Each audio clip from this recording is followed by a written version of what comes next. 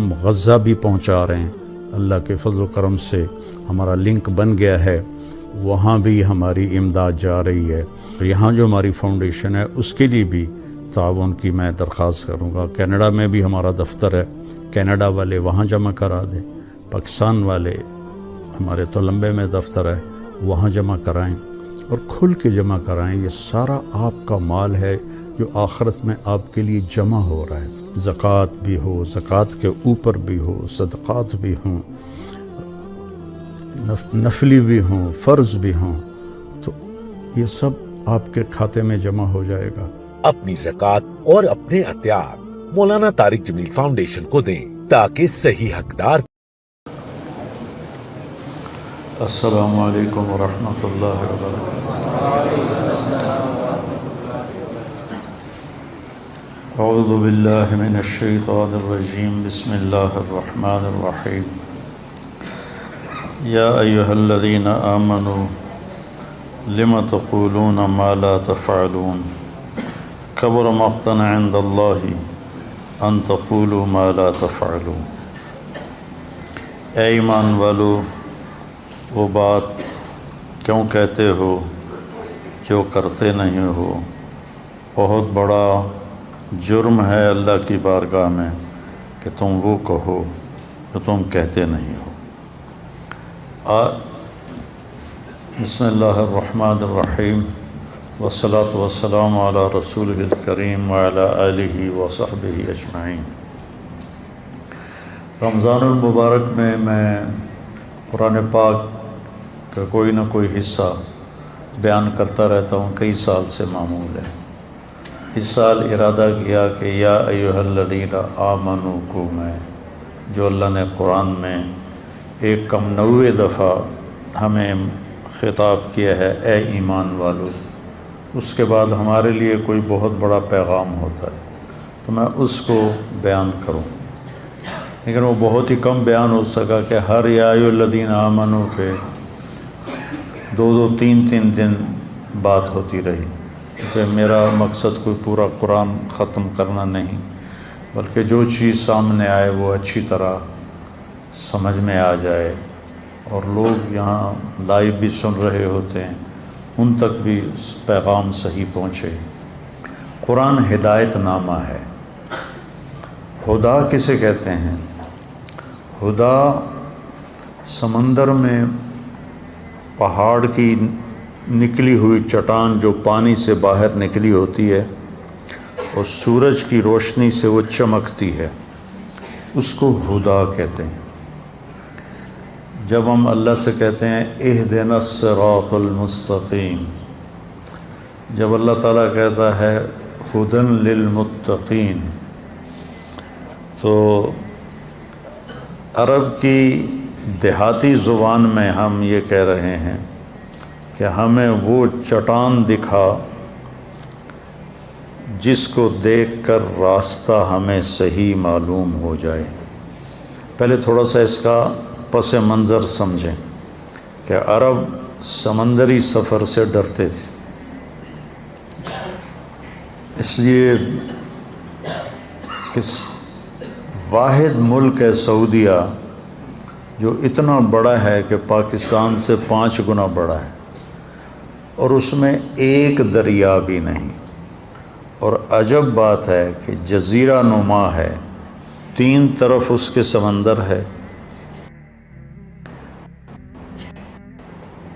اور اس کے باوجود میں نہیں، یہ پوری دنیا کا واحد ملک ہے جس میں دریا نہیں ہے، اور بارشیں انتہائی کم ہیں۔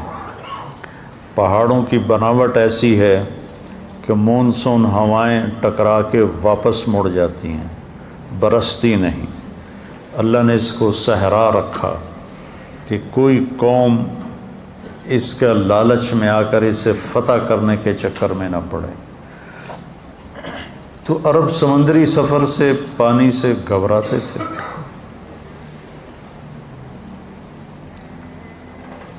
لیکن سمندری سفر تو کرنا ہی پڑتا تھا، تو اس زمانے میں رات کو بالنجم ہم یہتدون، رات کو ستاروں کو دیکھ کے وہ اپنی راہیں متعین کرتے تھے۔ اور دن میں سمندر میں نکلی ہوئی پہاڑی چوٹیاں وہ ان کی نشانی ہوتی تھی، جس کو ہدا کہتے ہیں۔ ایسے کہ یہ جو چوٹی ہے اس سے جدہ کی طرف راستہ مڑتا ہے، یہ جو چوٹی ہے اس سے یمبو کی طرف راستہ مڑتا ہے، یہ جو چوٹی ہے اس سے عقبہ کی طرف راستہ مڑتا ہے۔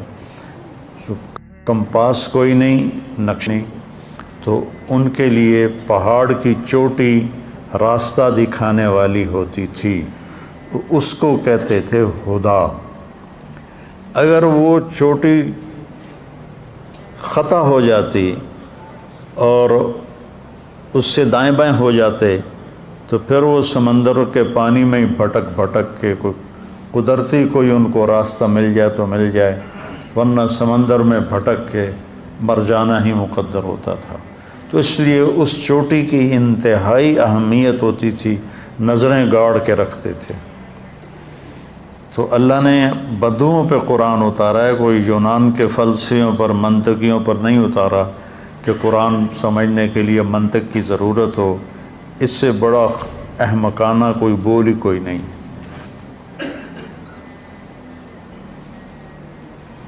تو بدو کی زبان میں وہ پہاڑ کی چوٹی ہے جہاں سے اس نے راستہ پکڑنا ہے، ورنہ وہ ہلاک ہو جائے گا۔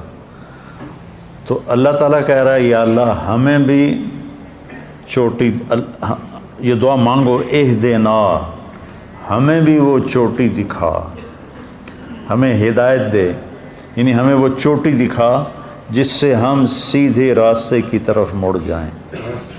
یہ ایک پہاڑ کی چوٹی ہے اور اس سے یوں راستہ مڑ رہا ہے، تو اس وقت ان کی نظریں ہوتی تھیں، بادبان اس کے مطابق فٹ کر دیے جاتے تھے۔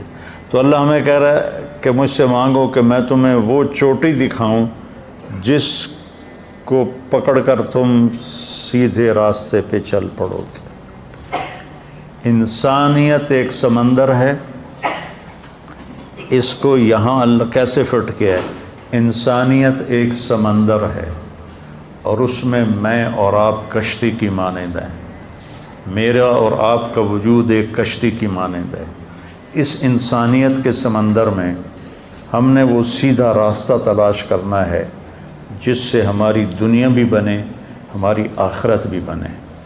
تو اس راستے کو تلاش کرنے کے لیے اس چوٹی کا ڈھونڈنا ضروری ہے جس سے مجھے آگے راستہ ملے گا۔ ایک دفعہ میں عرفات میں اپنے خیمے سے نکلا کچھ دوستوں کے خیمے کے پاس جانے کے لیے، اور راستے میں نشانیاں لگاتا ہوا گیا۔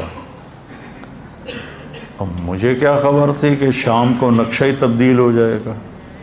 جب میں عصر کے بعد باہر نکلا تو ساری نشانیاں ٹوٹی پڑی تھی، تو میرا کلیجہ ایسے اچھل کے منہ کو آ گیا کہ اوئی ہوئی کیا بنے گا، کہ اب میں کدھر جاؤں۔ حالانکہ مجھے عربی آتی ہے اور میں کسی سے بھی راستہ پوچھ سکتا ہوں، لیکن اب نہ مجھے اس خیمے کے نمبر پتہ، میں تو اطمینان سے نکلا، یہ نشانی، یہ نشانی، یہ نشانی، یہ، اور یہاں یہ آ گیا میرے دوستوں کا خیمہ۔ جب نکلا تو ساری نشانیاں ٹوٹی پڑی تھی۔ تو اس وقت جو میری کیفیت ہوئی، 1 گھنٹے کے لیے میں اندازے سے چلتا گیا اور اپنے خیمے میں پہنچا۔ اس شک والی کیفیت میں میری جان نکل رہی تھی، حالانکہ کوئی ایسا مسئلہ نہیں تھا۔ میں نے تو اگر نہ بھی ملتا تو میں پیدل ہی چلا جاتا، مزدلفہ کی طرف لوگ پیدل جا رہے تھے۔ تو زندگی کا راستہ اگر گم ہو جائے، زندگی کا راستہ گم ہو جائے، جس راستے پہ چل کر زندگی کامیابی سے ہمکنار ہوتی ہے، اگر وہ گم ہو جائے تو ہلاکت، تباہی، بربادی۔ آپ جا رہے ہو نا گاڑی میں اور ایک موڑ آپ غلط مڑ جائیں تو آپ سٹ پٹا جاتے ہیں کہ کیا کیا، غلط ایگزٹ لے لیا جا، اب وہ دوبارہ چکر کاٹ کے آنا پڑے گا۔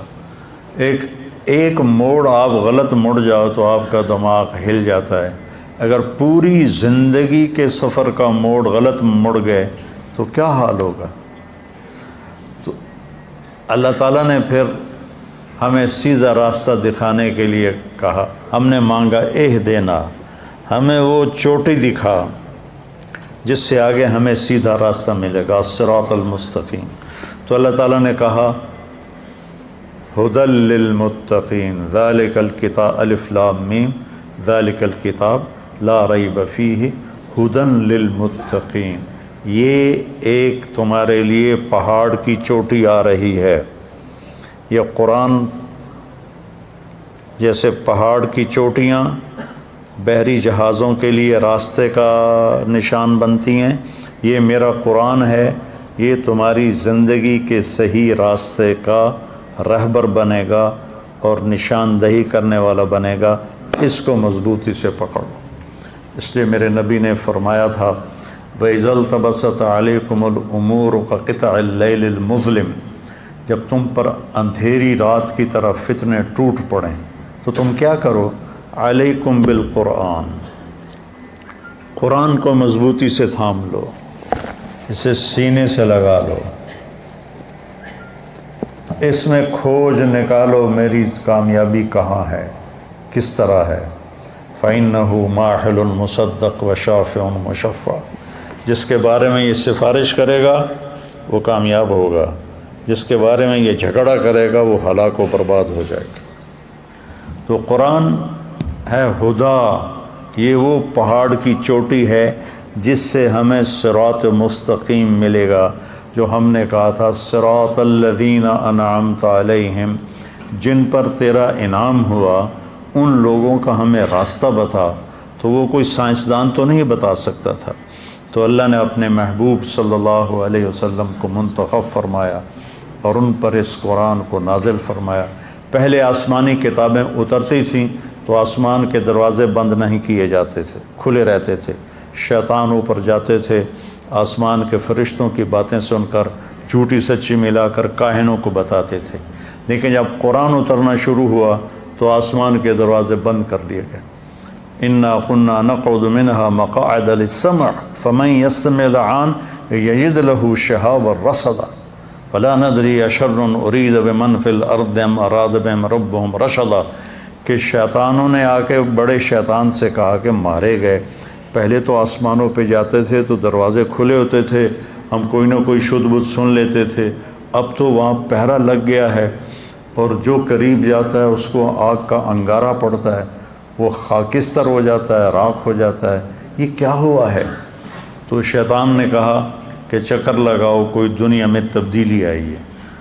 تو پھر نصیبین عراق کا ایک شہر ہے، وہاں کے جنات کی ایک جماعت کا گزر ہوا مکہ سے، تو آپ ایک وادی میں کھڑے قرآن پڑھ رہے تھے، وَإِذْ صَرَفْنَا إِلَيْكَ نَفَرًا مِنَ الْجِنِّ يَسْتَمِعُونَ الْقُرْآنَ قُلْ أُوحِيَ إِلَيَّ أَنَّهُ اسْتَمَعَ نَفَرٌ مِنَ الْجِنِّ۔ تو جنات نے قرآن سنا تو ان کا اوہو، یہ ہے وہ لگتا ہے بڑا واقعہ جس کی وجہ سے آسمان کے دروازے بند ہو گئے۔ پہلی کتابوں کو لکھوایا گیا، اللہ نے لکھوایا فرشتوں کے ذریعے سے، تورات لکھوائی گئی، زبور لکھوائی گئی، انجیل بائبل لکھوائی گئی اور اتار دی گئی۔ یہ اللہ کی زبان سے نکلا ہوا کلام نہیں ہے، تورات، زبور، انجیل یہ لکھا ہوا کلام ہے، اس لیے یہ تبدیل ہو گیا، اس میں خود اس مذہب والوں نے تبدیلیاں کر دیں، اور زبور تو ویسے ہی مٹ گئی، اس کا کوئی نشان ہی کوئی نہیں، اور باقی ساری کتابوں کے ترجمے موجود ہیں، اصل زبان میں جو کتاب تھی وہ نہیں ہے۔ قرآن اللہ کا کلام بھی ہے اور اللہ کی کتاب بھی ہے، باقی کتابیں اللہ کی کتاب ہیں، اللہ کا کلام نہیں۔ اللہ کی زبان سے تورات ادا نہیں ہوئی، اللہ کی زبان سے زبور ادا نہیں ہوئی، اللہ کی زبان سے انجیل ادا نہیں ہوئی۔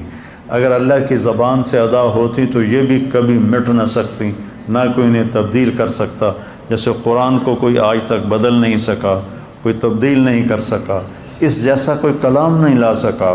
قرآن کا دعویٰ آج تک موجود ہے، قُلْ لَئِنِ اجْتَمَعَتِ الْإِنسُ وَالْجِنُّ عَلَىٰ أَنْ يَأْتُوا بمثل هذا القرآن لا يأتون بمثله ولو كان بعضهم لبعض ظهيرا، کہ ساری دنیا کے انسان جنات کٹھے ہو کر اس جیسا کلام پیش کر دو، تو اللہ کہتا ہے نہیں کر سکتے، چاہے کتنا ہی زور لگا لو، کتنا ہی زور لگا لو، نہیں کر سکتے۔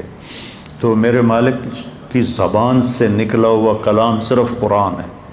قرآن لکھا ہوا نہیں آیا، تورات لکھی ہوئی آئی، زبور لکھی ہوئی آئی، انجیل لکھی ہوئی آئی، قرآن لکھا ہوا نہیں آیا۔ قرآن اللہ نے اپنی زبان سے ادا کیا اور جبریل کو سنایا، جبریل وہاں سے اللہ کے محبوب کے پاس لے کر آئے اور آپ کے دل پر اس کو وارد کیا، اور پھر وہاں سے آپ کی زبان پہ ادا ہوا۔ وَإِنَّهُ لَتَنزِيلُ رَبِّ الْعَالَمِينَ، کس کا کلام ہے؟ رب العالمین کا۔ کون لایا ہے؟ نزل بہ روح الامین، جبریل فرشتہ لایا ہے۔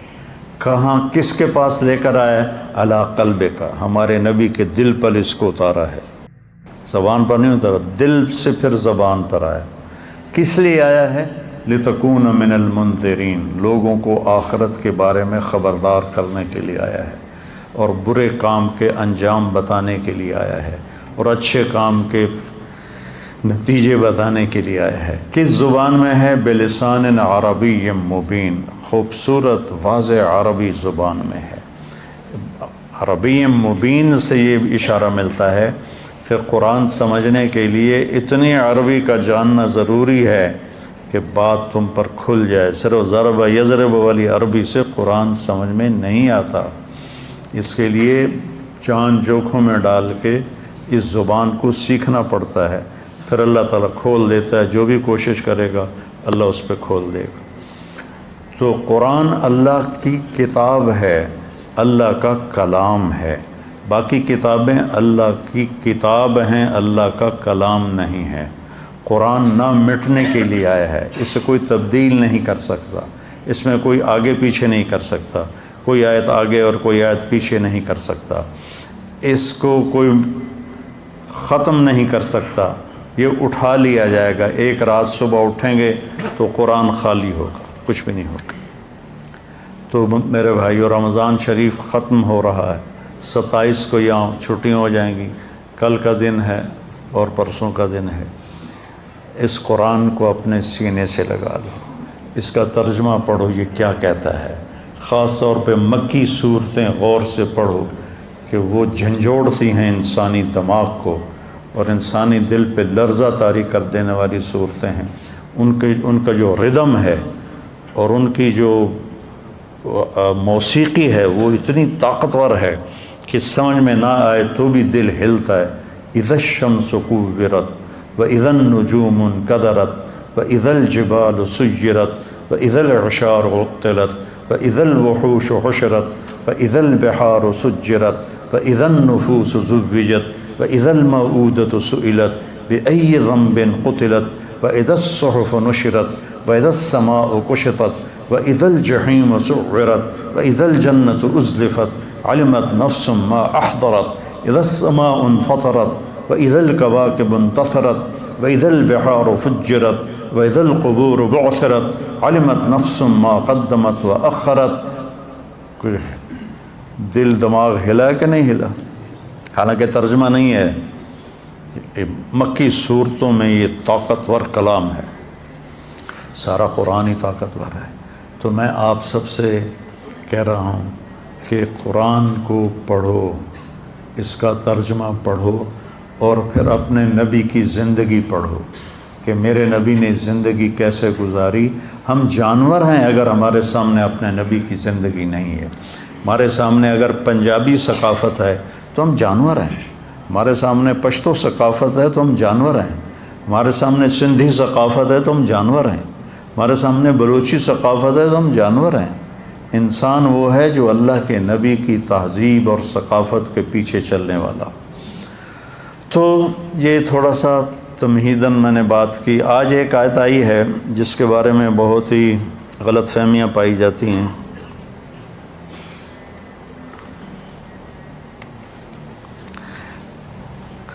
اے ایمان والو، یا ایھا الذین آمنوا لم تقولون ما لا تفعلون، جو کرتے نہیں وہ کہتے کیوں ہو۔ اس آیت سے ایک بہت غلط مفہوم سمجھا جاتا ہے کہ کسی کو اچھائی کی بات کرنے کے لیے ضروری ہے کہ پہلے خود عمل کرو۔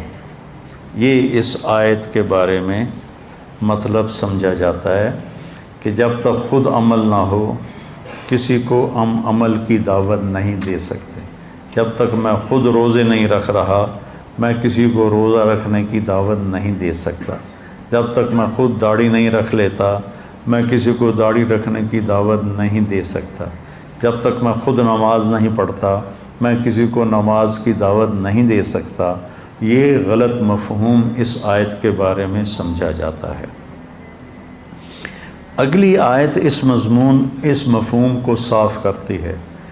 اگلا جملہ، کبر مقتا عند اللہ ان تقولوا ما لا تفعلون، بہت بڑا وبال ہے، جرم ہے اللہ کی بارگاہ میں تم وہ کہو جو کہتے نہیں ہو، جو کرتے نہیں ہو۔ اب میں آپ کو ایک مثال دے کے پوچھتا ہوں۔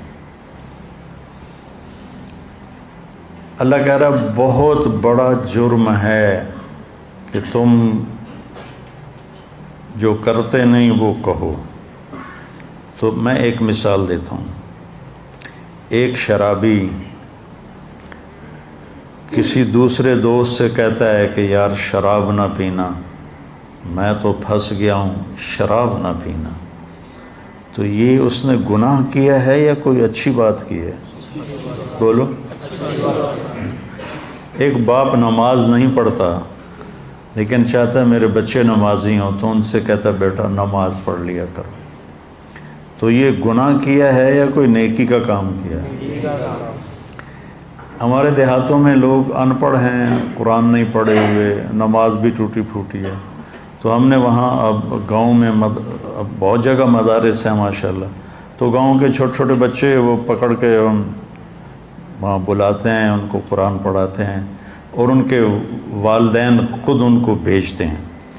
اب نہ ماں پڑھی ہوئی ہے قرآن نہ باپ پڑھا ہوا ہے، اور وہ اپنے بیٹے کو قاری صاحب کے ساتھ بھیج دیتا ہے کہ جا پتر پڑھ، جا پتر پڑھ۔ خود تو وہ سورۃ فاتحہ کے سوا کچھ جانتا نہیں، تو کیا اس نے یہ جرم کیا ہے کہ بیٹے سے کہے آگے بیٹا کہے آپ تو پڑھیا نہیں، مینوں کیوں آندا پیا، جا پہلے تو آپ پڑھ۔ یہ اس طرح کا یہ بہت بڑا مس انڈرسٹینڈنگ ہے اس آیت کے بارے میں۔ اپنے کرتوت تو پہلے ویکھو پھر سانو تبلیغاں کریا جے، پہلے اپنے کرتوت ٹھیک کرو پھر سانو تبلیغاں کریا جے۔ جو مجھے 3 دن کے لیے لے گیا تھا وہ کلین شیو ہی مرا رہا، ساری زندگی کلین شیو رہا اور کلین شیو ہی مر گیا۔ تو میں اس کو کہتا تیرے منہ تے تو داڑھی نہیں، تو کڑی تبلیغ کرنا آ گیا، چل بھج جا۔ تو آج مجھ سے بڑے گھاٹے والا کون ہوتا؟ اس آیت کا مطلب بالکل یہ نہیں ہے کہ الدال علی الخیر کفاعلہ، کسی کو نیکی کی بات بتانے والا اور اگر وہ نیکی کا کام کر لے تو کہنے والے کو بھی اس کا اجر ملتا ہے۔ اور آیت کے بارے میں یہ مفہوم سمجھا جا رہا ہے جب تک خود عمل نہ ہو تو ہمیں تو دعوت دینی نہیں چاہیے۔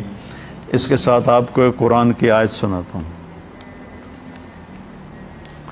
لعن الذین کفروا من بنی اسرائیل علی لسان داود و عیسی ابن مریم ذلک بما عصوا وکانوا یعتدون کانوا لا یتناہون عن منکر فعلوہ۔ بنی اسرائیل پر لعنت برسی داؤد علیہ السلام اور عیسیٰ ابن مریم کی زبان سے۔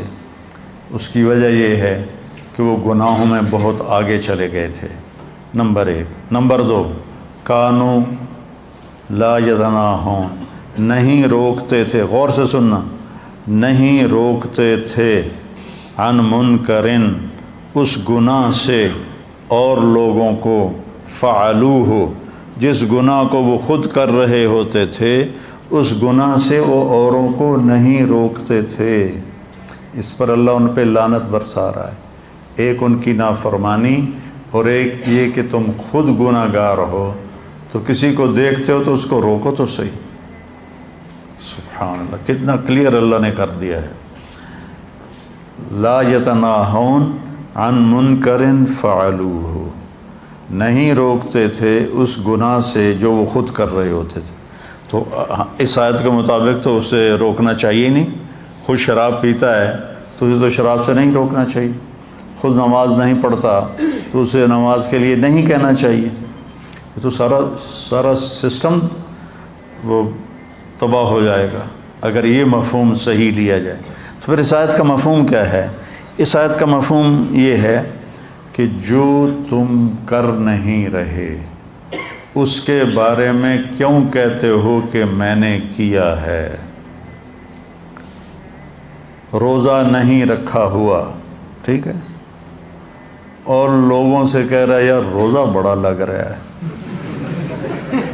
یہ ہے لما تقولون ما لا تفعلون، کہ جو کام تم نے نہیں کیا اس کام کے بارے میں کیوں کہتے ہو کہ میں نے کیا ہے۔ اب اگلی آیت سنو، بہت بڑا جرم ہے اللہ کی بارگاہ میں کہ تم کرتے تو ہو نہیں اور لوگوں کو کہتے ہو میں نے کیا ہے، یہ جھوٹ ہے اور یہ دھوکہ ہے، اس لیے یہ بہت بڑا جرم ہے اللہ کی بارگاہ میں۔ تب جا کر کبر مقتن اپنے مقام پر آئے گا، ورنہ تو کبر مقتن کا تو یہاں کوئی موقع ہی بنتا ہوا نظر نہیں آتا۔ جس نے مجھے عالم بننے کی ترغیب دی وہ ایک کوثر نام تھا اس کا، پشاور کا تھا، اور ایک اس کا جنرل سٹور تھا، اور میری رائونڈ میں اس کے ساتھ تشکیل ہو گئی۔ میں 4 مہینے کے آخری ہفتے میں تھا اور ایک لمحے کے لیے بھی میرے دل میں نہیں آیا 4 مہینے میں کہ میں ایک دفعہ خیال آیا، میں یہ سمجھتا تھا، آپ دیکھو کس قدر یعنی اس راستے کی اور اہل علم کی دل میں کمی تھی کہ میں سمجھتا تھا آدمی 6 مہینے میں مولوی بن جاتا ہوگا۔ تو میں نے ایک مولوی صاحب سے پوچھا، میں نے کہا ایک مولوی کو بننے میں کتنے مہینے لگتے ہیں؟ مہینے؟ وہ کہنے لگا 8 سال لگتے ہیں۔ میں کو تیرا بھلا ہو جائے گا، 8 سال بڑا اوکھا کام ہے۔ تو میرے ذہن سے وہ نکل گیا۔ تو وہ میرے سال مجھ سے بڑا تھا عمر میں، وہ دکاندار تھا، دکان چلاتا تھا، میری تو اسے 18 سال عمر تھی۔ تو وہ مجھ سے پوچھتا ہے تم کیا کرتے ہو؟ میں نے کہا میں نے FSC کی ہے، میں نے میڈیکل کالج میں میڈیکل پڑھنا ہے، ڈاکٹر بننا ہے۔ کہنے لگا تمہارے والد کیا کرتے ہیں؟ میں نے کہا وہ ذمہ دار ہیں۔ کہنے لگا پھر تم عالم بن جاؤ، ڈاکٹر بن کے کیا کرو گے؟ عالم بن جاؤ، تمہاری آخرت بن جائے گی۔ اب میں اسے کہتا پہلے اپنی دکان سنبھال پھر میرے نال گل کریں، آپ تو دکاندار ہیں، میں نے تو آکھی جانا ہے عالم بن جا، چل۔ تو کتنا گھاٹے کا سودا ہوتا میری زندگی کا۔ تو مجھے ترغیب دینے لگ گیا تو عالم بن جا، تو عالم بن جا۔ میں کہا یار میری جان چھاڑ، مشکل کام ہے، میں نہیں کر سکتا۔ کہنے لگا اچھا ڈاکٹر بن کے کیا کرو گے؟ اتنا ہی ہے نا کہ پہلے بھی اللہ نے مال دیا ہوا ہے، اس نے پیسے کا لفظ استعمال کیا تھا، پہلے ہی اللہ نے پیسے دیے ہوئے ہیں، تو ڈاکٹر بنو گے تو کچھ پیسے اور زیادہ ہو جائیں گے، اس سے زیادہ تم ڈاکٹری میں کیا کرو گے؟ اس نے میری کلی اڑا دی، بھگ سے اڑ گئی۔ میں کہا یہ کتنی صحیح بات کر رہا ہے۔ چونکہ میں جب بھی ترغیب سنتا تھا ڈاکٹر بنو تو اس میں 2 باتیں مجھے یاد ہیں میرے کانوں میں، میری یادداشت ٹھیک ہے ابھی تک۔ میری ماں بولتی یا میرا باپ بولتا یا میرا چاچا بولتا یا میرا کوئی بھی بولتا تو وہ کہتے طارق میاں ڈاکٹر بن جا، بڑے پیسے، بڑی عزت۔ میری یادداشت میں نہیں کہ کسی نے کہا ہو لوگوں کی خدمت کرو گے، مریضوں کا علاج کرو گے، ان کی دعائیں لوگے، نیور، ہرگز نہیں۔ بھائی یہ 2 باتیں۔ ڈاکٹر بن جا، بڑے پیسے، بڑی عزت۔ تو اس نے میری وکٹ اڑا دی کہ پہلے بھی اللہ نے دیا ہوا ہے، 100 پہ 1000 ہو جائیں گے۔ میں نے کہا یار یہ بات تو ٹھیک کر رہا ہے۔ تو اللہ نے میرا دماغ گھمایا اور آج میں آپ کے سامنے بیٹھا ہوں، میری زندگی گزر گئی اس راستے۔ تو میں تو اس کے لیے اتنی دعائیں کرتا ہوں، اس کا احسان ہی میں نہیں اتار سکتا کہ اس نے مجھے میرے پیچھے ہی پڑ گیا۔ تو اس آیت کا یہ مفہوم کبھی بھی نہیں رہا کہ خود عمل نہ ہو تو اوروں کو عمل کی دعوت نہیں دے سکتے، یہ کبھی بھی نہیں رہا۔ امام احمد بن حنبل اور ابوبکر صدیق، یہ 2 ہستیاں ایسی ہیں جن کے بارے میں تاریخ کہتی ہے، ابو ہریرہ کہتے ہیں کہ اگر ابو بکر نہ ہوتے تو اللہ کا نام لینے والا کوئی نہ رہتا۔ اور اس کے پھر کوئی 250 سال کے بعد امام احمد بن حنبل کے بارے میں تاریخ نے یہ لکھا کہ اگر احمد بن حنبل نہ ہوتے تو اللہ کا نام لینے والا کوئی نہ رہتا۔ ایک بہت لمبی کہانی ہے جس میں اس قرآن کے بارے میں ایک غلط عقیدہ بدعتیوں نے ڈال دیا تھا۔ اس پر امام احمد بن حنبل جم گئے کہ میں اس عقیدے پر کبھی بھی فتویٰ نہیں دوں گا۔ حکومت ساری اس عقیدے پر آ گئی، کتنے علماء قتل کیے گئے، اور آخر ان کی باری آئی، یہ پکڑے گئے تو ان کو پہلے جیل میں ڈال دیا گیا۔ اس وقت معتصم باللہ، ہارون رشید کا بیٹا، وہ خلیفہ تھا، امیر المومنین تھا، اور وہ بھی اسی عقیدے کا تھا۔ اس سے پہلے مامون رشید کا دماغ پھرا اور وہ لائن سے اترا، اور آپ طلبہ بیٹھے ہوئے، سب سے پہلا شخص جو امت محمد میں منطق کو لایا وہ مامون رشید تھا۔ اگر یہ کمبخت ہدایت کا ذریعہ ہوتی تو مامون تو گمراہ نہ ہوتا۔ منطقی دلائل سن کر، اور وہ قرآن کے مخلوق ہونے کا دعویٰ کر بیٹھا۔ وہ حافظ حدیث تھا، اور حافظ قرآن تھا، اور حافظ الحدیث تھا، اور ایسا پٹڑی سے اترا، ایسا پٹڑی سے اترا، کتنے بڑے بڑے علماء اس نے قتل کروائے، اور کتنے سال تک امت اس فتنے سے گزرتی رہی اور مصیبت اٹھاتی رہی۔ تو سبب اس کا منطق تھی، منطق۔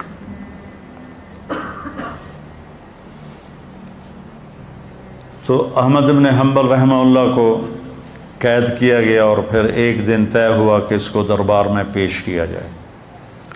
تو احمد بن حنبل فرماتے ہیں کہ مجھے خیال آیا کہ میں بوڑھا ہو گیا ہوں اور میں یہ حکمرانوں کے کوڑے برداشت نہیں کر سکتا، میں ان کی سزا برداشت نہیں کر سکتا، تو میں بھی جان بچانے کے لیے کہہ دوں گا ٹھیک ہے قرآن مخلوق، چونکہ جان بچانے کے لیے کلمہ کفر کہنا جائز ہے۔ کہنے کہ یہ میرے اندر خیال آ گیا۔ جس دن مجھے لے جا رہے تھے دربار میں، بیڑیوں میں اور چھتوں پہ عورتیں اور گلی میں لوگ اور ایک رش رولا، ایک قدآور آدمی مجمع کو چیرتا ہوا آگے آیا۔ وہ اتنا قدآور تھا کہ لوگوں میں اس کا قد نمایاں نظر آ رہا تھا۔ وہ کہتا احمد یا احمد۔ تو اس کی گرجدار آواز سن کر امام احمد نے سر اٹھایا تو کہنے لگا اتعرفنی، مجھے جانتے ہو؟ انہوں نے فرمایا نہیں، میں نہیں جانتا۔ کانا ابو الہیثم، انا ابو الہیثم، میں ابو الہیثم ہوں، بغداد کا سب سے بڑا چور۔ یاد رکھو مجھے اس جرم کی سزا میں 18,000 کوڑے لگ چکے ہیں اب تک، اور میں نے وہ چوری نہیں چھوڑی، تم کوڑوں کے ڈر سے حق نہ چھوڑ دینا۔ احمد ابن حنبل فرماتے ہیں اس نے مجھے زندہ کر دیا، میرے اندر لہر دوڑ گئی۔ ایک چور کی دعوت نے امام وقت کو ہدایت کا راستہ دکھا دیا، چور کی دعوت، اور کہہ رہا ہے کہ ابھی تک میں نے چوری نہیں چھوڑی، اور مجھے مختلف اوقات میں جو کوڑے پڑے ہیں 18,000 کوڑے پڑے ہیں اور میں نے چوری نہیں چھوڑی، دیکھو تم حق نہ چھوڑ دیں۔ تو امام احمد بن حنبل تن گئے، کہنے مجھے اس نے بیٹھے بیٹھے شروع ہو جاتے رحم اللہ ابا الہیثم، رحم اللہ ابا الہیثم، زور زور سے کہنا شروع کرتے اللہ ابو الہیثم پہ رحم فرما۔ ایک دن بیٹے نے پوچھا یہ ابو الہیثم کون ہے؟ آپ نے کبھی بتایا نہیں ہمیں کہ ابو الہیثم کون ہے؟ تو پھر یہ سارا قصہ سنایا جو میں نے آپ کو سنایا کہ وہ شخص ہے جس نے میرے ایمان کو زندہ کر دیا اور میں ان کے کوڑے کھانے کے لیے تیار ہو گئی۔ تو پھر وہی ہوا، احمد بن ابی داود ان کا مفتی تھا اور احمد بن حنبل اہل السنت کے اس وقت ترجمان تھے۔ اس نے کہا یہ میرے نزدیک واجب القتل ہے، اس کا قتل، اس کا خون میرے ذمہ ڈال دو، اسے قتل کر دیا جائے۔ تو معتصم تھوڑا ڈرتا تھا کہ بہت بڑی شخصیت ہے، تو اس نے کہا کہ کون ہے جو ان کو کم سے کم کوڑوں میں ہلاک کر دے؟ تو ایک حبشی کھڑا ہوا، اس نے کہا جو میرے 10 کوڑے کھا لیتا ہے وہ زندہ نہیں رہتا۔ انہوں نے کہا تم اور اس کے کوڑے لگاؤ۔ ان کا کرتا اتارا گیا اور اس نے 60 کوڑے لگائے، 60، اور خون ایسے بہہ رہا تھا، اور ان کی چادر کھل گئی، تہمت کھل گیا۔ جب تہمت کھلا تو انہوں نے کہا یا اللہ مجھے بے پرد ہونے سے بچانا۔ تو کھلا ہوا کوئی چادر وہیں ہوا میں معلق ہو گیا، ایسے کھڑی ہو گئی، تو ان پر غشی طاری ہو گئی۔ تو احمد بن ابی داود آیا اور آ کر کہنے لگا اب بھی اگر تم کہہ دو قرآن مخلوق ہے تو میں تمہیں خلیفہ کے عذاب سے بچا لوں گا۔ تو نے ایسے جھرجھری لی اور کہنے لگے اب بھی تم کہہ دو کہ قرآن اللہ کا کلام ہے تو میں تمہیں اللہ کے عذاب سے بچا لوں گا۔ ایک چور کے کھاتے میں ہے امت کا اسلام، تو کبھی خیر کی بات سے منہ نہ موڑنا، چاہے تمہارا عمل ہے یا نہیں۔ دعوت دینا ہمارے ذمہ ہے، لوگوں کو خیر کی بات بتانا ہمارے ذمہ ہے۔ اس لیے میں کہتا رہتا ہوں کہ تبلیغ میں جاؤ آپ لوگ، صرف 3 دن لگا لیا کرو تو آپ کا بہت نفع ہوگا، بہت نفع ہوگا، بہت سیکھنے کو ملے گا۔ اور جیسے رمضان میں بھائی کوئی نماز پڑھ رہا ہے، کوئی قرآن پڑھ رہا ہے، کوئی تسبیح پڑھ رہا ہے، رمضان کے بعد بھی یہ شروع ہے تو انشاءاللہ بہت فائدہ ہوگا۔ سبحانک اللہم و بحمدک، اشہد ان لا الہ الا انت، استغفرک و اتوب الیک۔ اللہم انا نسألک خیر ما سألک منہ عبدک و نبیک محمد صلی اللہ علیہ وسلم، ونعوذ بک من شر ما استعاذک منہ عبدک و نبیک محمد صلی اللہ علیہ وسلم۔ اللہم انت المستعان و علیک البلاغ، لا حول ولا قوة الا باللہ، آمین۔ ہم غزہ بھی پہنچا رہے ہیں، اللہ کے فضل و کرم سے ہمارا لنک بن گیا ہے، وہاں بھی ہماری امداد جا رہی ہے۔ یہاں جو ہماری فاؤنڈیشن ہے اس کے لیے بھی تعاون کی میں درخواست کروں گا۔ کینیڈا میں بھی ہمارا دفتر ہے، کینیڈا والے وہاں جمع کرا دیں، پاکستان والے ہمارے تولمبے میں دفتر ہے وہاں جمع کرائیں، اور کھل کے جمع کرائیں۔ یہ سارا آپ کا مال ہے جو آخرت میں آپ کے لیے جمع ہو رہا ہے۔ زکوٰۃ بھی ہو، زکوٰۃ کے اوپر بھی ہو، صدقات بھی ہوں، نفلی بھی ہوں، فرض بھی ہوں، تو یہ سب آپ کے کھاتے میں جمع ہو جائے گا۔ اپنی زکوٰۃ اور اپنے عطیات مولانا